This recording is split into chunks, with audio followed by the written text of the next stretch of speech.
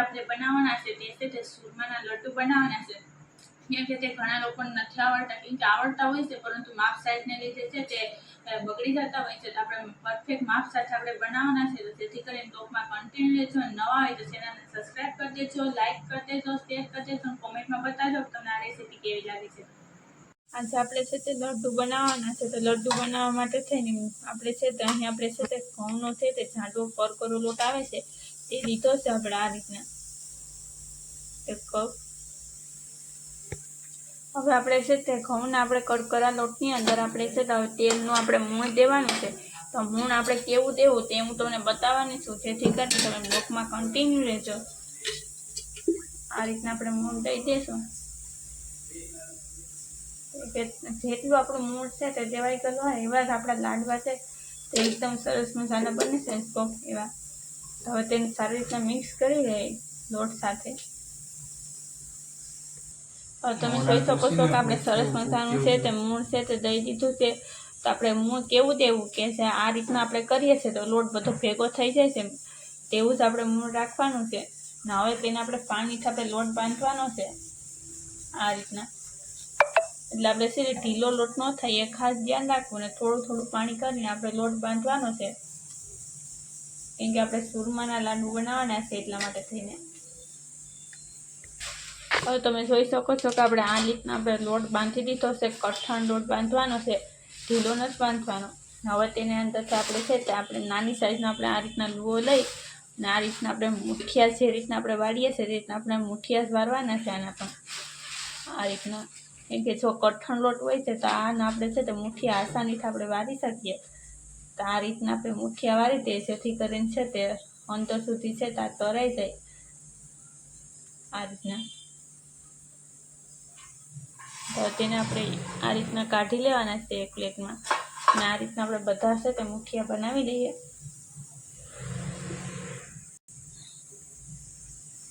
અહીં તમે જોઈ શકો છો કે આપણે છે તે સરસ મજાના આ રીતના આપણે છે તે બધા મુઠિયા છે તે વાળી લીધા છે આ રીતે. તો હવે તેને તરવાના છે. તરવા માટે તેલ ગરમ થવા મૂકી દઈએ. અહીં તમે જોઈ શકો છો કે આપણે તેલ છે તે મૂકી દીધું છે ગરમ થવા. તો તેલ ગરમ થઈ ગયું છે. તો તેને સેટ કરવા માટે થઈને અહીં આપણે છે તે આ રીતના આપણે લોટને નાખવાનું અને તે છે તે ઉપર આવી જાય એટલે આપણું તેલ છે તે પરફેક્ટ આપણું થઈ ગયું હોય ગરમ. તો અહીં છે તે આપણું છે તે લોટ છે તે આપણે આ રીતના કરીએ છીએ તો ઉપર આવી જાય છે. તો આપણું તેલ છે તે મતલબ પરફેક્ટ થઈ ગયું. તો તેની અંદર આપણે નાખી દઈએ જે રીતના આપણે લોટના લુવા બનાવીને રાખ્યા છે તે આ રીતે. જો તમે પણ આ રીતના જો તમે બનાવશો તો છે તે તમારા પણ છે તે પરફેક્ટ જ બનશે લાડવા. કેમ કે જો ઘણા લોકોને છે તે પાક કરતા નથી આવડતું ગોળનો ને, જેથી કરીને છે તે લડ્ડુ છે તે સરસ નથી થતા. પરંતુ જો તેનો જ ખૂબી હોય છે પાક કરવાની. આને આપણે છે તે હલાવતા રહેવાના છે જેથી કરીને નીચે તે ચોટી ના જાય એટલા માટે.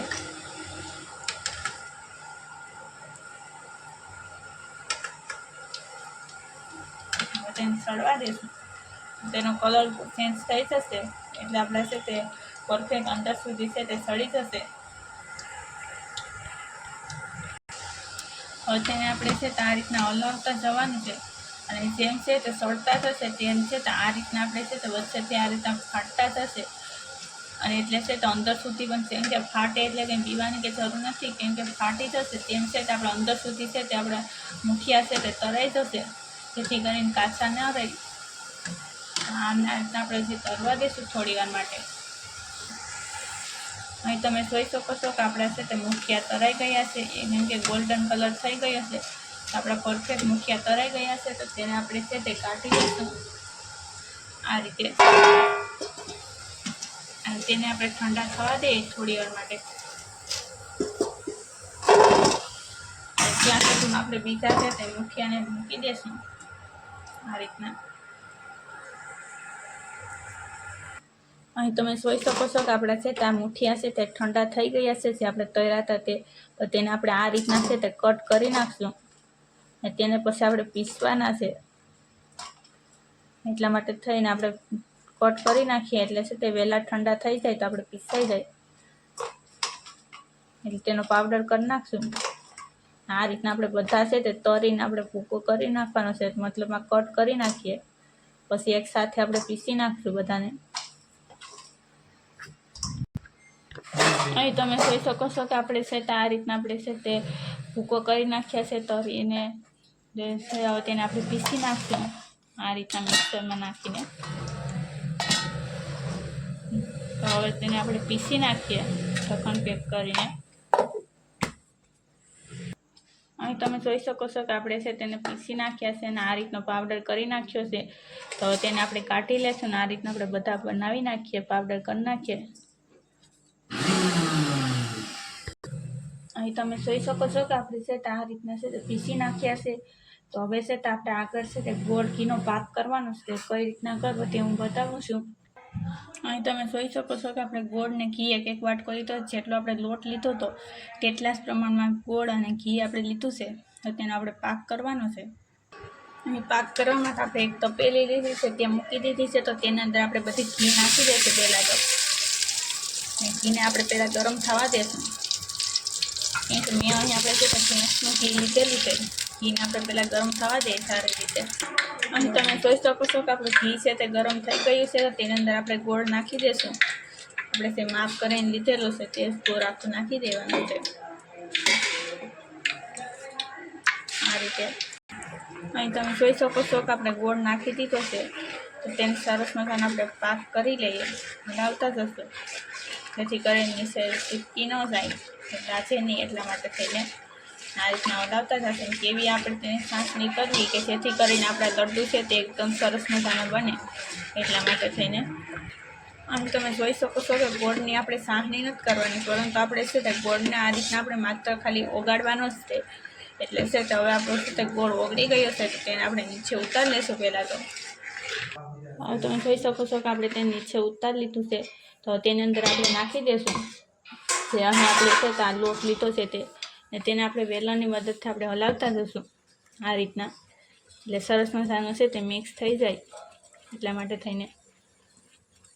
એટલે હલાવતું જવાનું, એટલે એક સરખું થતું જાય.